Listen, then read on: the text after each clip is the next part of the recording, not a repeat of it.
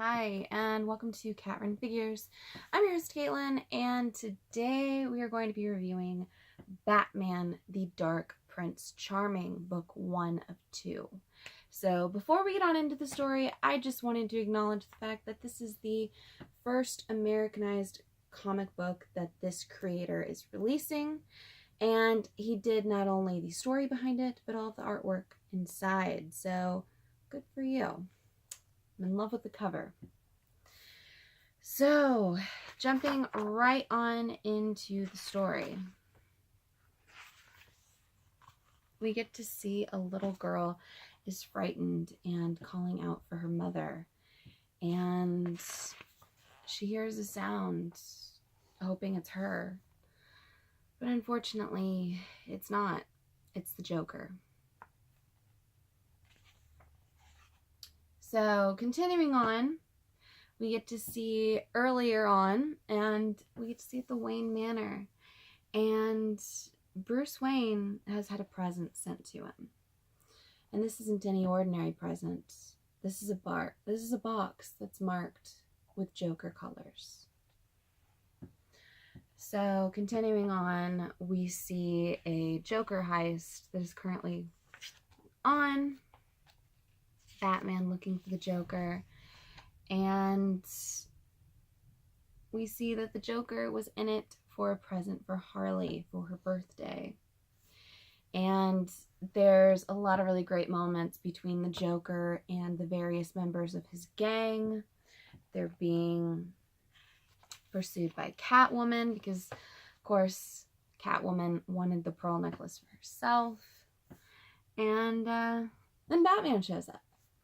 Which I gotta tell you, the artwork throughout this is gorgeous. I'm so in love with this throughout. But, of course, Batman being Batman, he gets red on the Joker. No problem. And when one of the Joker's goons actually takes a shot at Batman, the Joker's pissed off. He says, "No one shoots the bat until I say it's time to shoot the bat." So he kills his thug. So moving on, he tells his gang, it's time to kill the bat. So, of course, this race ensues. Right here, I gotta tell you, if that's not Ben Affleck's Batman, I don't know what the artist was going for. That's definitely Batfleck. But continuing on, their chase ends up with the Joker's van ending up in the river. So now that Batman has managed to apprehend all the Joker's goons, he has a conversation with Commissioner Gordon. So there's this funny bit where he's making fun of Gordon for vaping, and they're kind of going back and forth, talking about whether or not it's really something that someone in a bat suit should be judging him for. But it's ultimately, this whole chase ended up being a bloodbath. 5 customers, 3 employees, and 2 cops were all taken down during this Joker heist. And the Joker made it out without even Batman himself taking him down.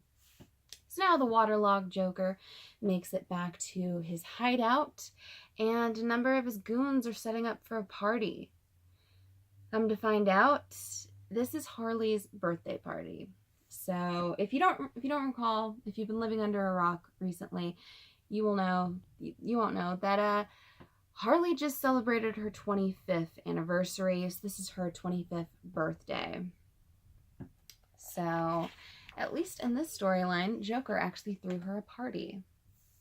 So, there's a little moment where one of the thugs is poking fun at the Joker for losing her present, and he decides to make her a new one. We'll get back to that.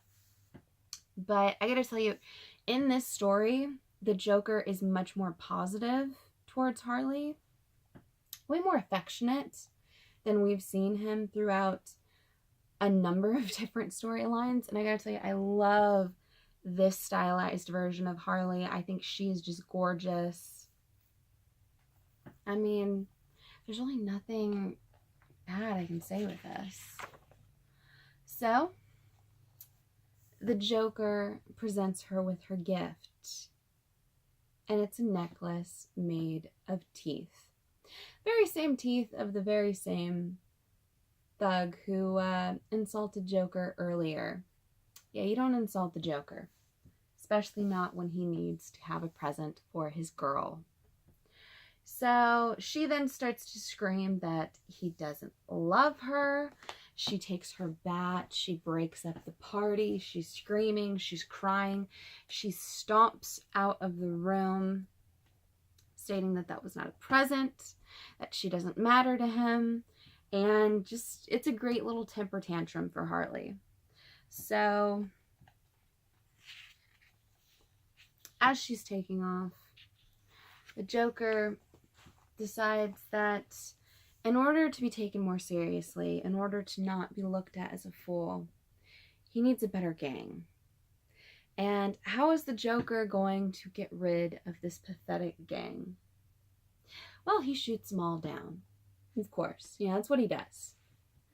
But there's one guy dressed up in a clown suit in particular who's a little person, and he's poking fun of him. He's asking, "What's up, shorty? He didn't even flinch." He says his name's Archie. Life sucks, so why does he care? And ultimately he decides he kind of likes having a suicidal clown around in the gang, so he gets to live. He should clean this up, but he gets to live. So that's when he goes to check on Harley, and Harley has decided what she wants as her birthday present. The rare blue cat diamond that is going to go up for auction soon. 45 carats. Yep. That's a pretty thing. But she's very excited about it. She's screaming she wants it, she wants it, she wants it. The Joker could really care less. He's bored to tears. And then he changes the channel and he sees some little tabloid fodder going on. There's a paternity suit going out against Bruce Wayne, that he apparently has an illegitimate daughter that he has not been raising for some years now. And the mother is suing him in order to care for her daughter in a way more fitting. So, of course, the Joker is super excited about this. We all know what the Joker's planning.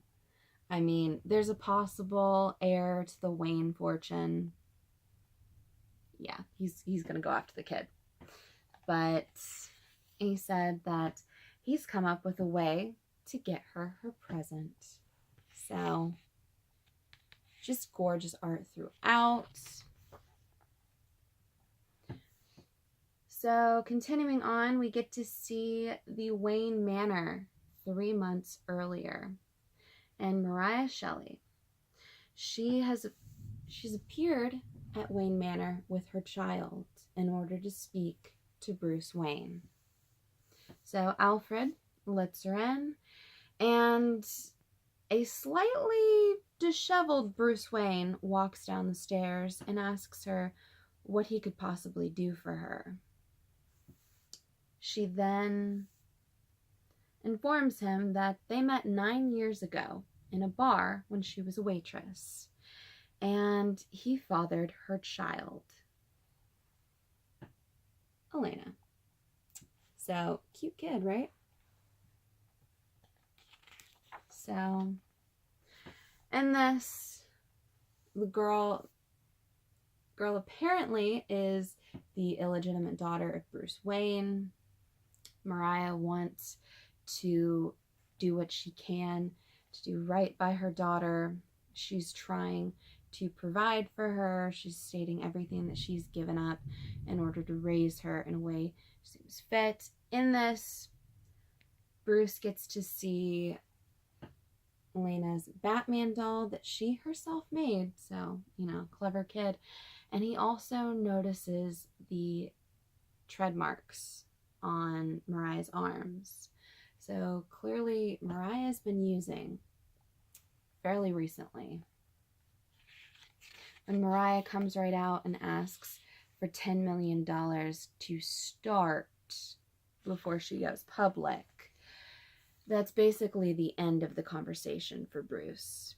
He informs her that she better get one hell of a lawyer and that they're done. Mariah calls Bruce a jerk and finally exits Wayne Manor with her daughter. And Elena, being the cute, sweet kid that she is stating that she thinks he's sad, that he's living in that castle all by himself, like Beauty and the Beast. That's when we get to see what Bruce Wayne was up to before they showed up. And Selena Kyle is up in Bruce's bedroom, talking about how it's a cute kid. Nothing like you, but a cute kid. And there's a fun little bit where Selena asks him to play her daddy. And apparently Bruce is just completely off. He's not into it. Mood's killed. It's over with. So Selena, being pissed off, throws a priceless Ming vase at the now opening door, which Alfred happens to be at. So then Alfred proceeds to hold the door in order to allow Bruce to escape, and Selena's threatening Alfred's life. Normal stuff. Continuing on, we get to see Mariah, her child, and her attorney all driving around, and they're discussing the case, discussing exactly what is going to happen moving forward, the DNA test, until another vehicle crashes right into the side of them. Then outside the other vehicle, we see the Joker step out, walk over to the car, and ask if they need any help. Continuing on, we get to see Batman is now on the scene, along with paramedics and police, and they're discussing the fact that the attorney was killed. He was killed during the crash. The mother is now in critical, and the little girl is missing. So we then get to see Batman reach out for the little girl's Batman doll. And then we get to go back into the story where Joker is talking to Elena. And he's offering her a slice of pizza, saying that it's not actually going to hurt her. The pizza might give her cancer, grease and additives and everything. But, it's not going to kill her today. And ultimately he's kind of trying, for the Joker, kind of trying. We also get to find out that he killed the pizza delivery boy, so definitely still the Joker. But he continues to try to have a conversation with the little girl, and she wants her mom. She's saying the Joker he's a bad guy. She wants to know that she's okay. And the Joker decides that he's gonna fix her a balloon animal to cheer her up. So he makes her a doggy. And he says that he's not really a monster after all. But the doggy apparently looks like crap, which it's not the best balloon animal ever, but you know what? It's more impressive than I could have done, so good for you, Joker. And he also tries to give her a Joker doll. She then exclaims that he's a criminal and that Batman will save her.